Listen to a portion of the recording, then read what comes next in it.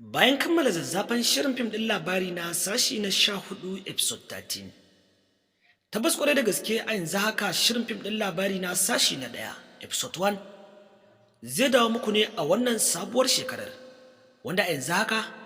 daraktan shirin fim ɗin wato Aminu Sera ya fito ya yi zazzafar sanarwa tare da ƙara tabbatarwa da masoya kallon shirin fim ɗin cewa an ƙare fim ɗin su Sumayya da su Presdo, wanda a yanzu haka dai masoya kallon shirin fim ɗin labari na sun fara bayyana cewa tunda an kammala nasu Presdo ya kamata a koma nasu mai nasara da kuma Maryam don ganin yadda za ta kaya a daidai lokacin da ake shirin auren Dr. Asiya. Tabbas a shirin fim ɗin su mai nasara an bar gagarumar cakwakiya wanda in ba ku manta ba za ku ji cewa a daidai lokacin da Maryam ta shiga wani yanayi a lokacin mai nasara yake shirin auren Dr. Asiya, sai dai amma matsalar da ya samu in ba ku manta ba ita ce nan kawai ta hana a yi auren nasu. To a yanzu haka dai muna ɗauke da zazzafan sanarwa game da zazzafan shirin fim ɗin na labari na, wanda a yanzu haka dai masu sauraro yana da kyau ku gyara zama ku biyo mu har zuwa ƙarshen wannan bidiyon, musamman ma idan har kana kallon zazzafan shirin na labari na. Tabbas yana da kyau ka tsaya ka saurari wannan zazzafan sanarwar wacce muke ɗauke da ita, wacce daraktan shirin fim ɗin wato Aminu Sera ya fito yi daga kamfanin Sera Movies tare da ƙara tabbatarwa da masoya kallon shirin fim ɗin cewa an gama shirin fim ɗin su Presdo da su Sumayya a daidai lokacin da asirin Kilishi da Baba Dan Audu ya tono.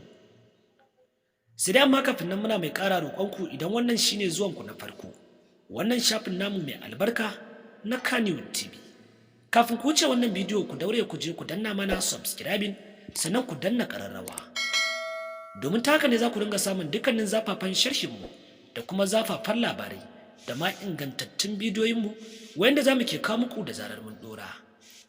Tabbas akwai gagarumar cakwakiya a cikin shirin fim ɗin labari na, musamman ma wannan dawowar da za a yi. Za ku ci cewa tabbas kwarai da gaske duk da irin yadda daraktan shirin fim ɗin ya bayyana cewa an ƙare nasu Sumayya, wanda a yanzu haka ana sa ran cewa za a dawo nasu mai nasara da Maryam da kuma Dr. Asiya. Tabbas akwai gagarumar cakwakiya a cikin shirin, sai dai amma sakin fara sabon shirin fim ɗin nan da aka yi mai suna Bakan Gizo hakan ne ya daƙilar da wannan al'amari, har ma mutane da dama na bayyana cewa tabbas tun da aka fara sakin wannan shiri na Bakan Gizo to ba fa lallai ne a dawo nasu Maryam ba da kuma mai nasara din. To a yanzu haka dai masu sauraro muna dauke da zazzafar sanarwa dangane da gama shirin fim din labari na da kuma tafiya hutun, wanda a yanzu haka babu shakka bayan irin yadda wasu daga cikin masoya kallon shirin fim din ke bayyana cewa tabbas ya ku kamata a dawo don ganin yadda za ta kaya a lokacin da hukumar EFCC ta tsananta bincike akan Baba Dan Audu ta kuma tabbatar da gaskiyar komai kan irin zargin da take yi tare da tona masa asiri,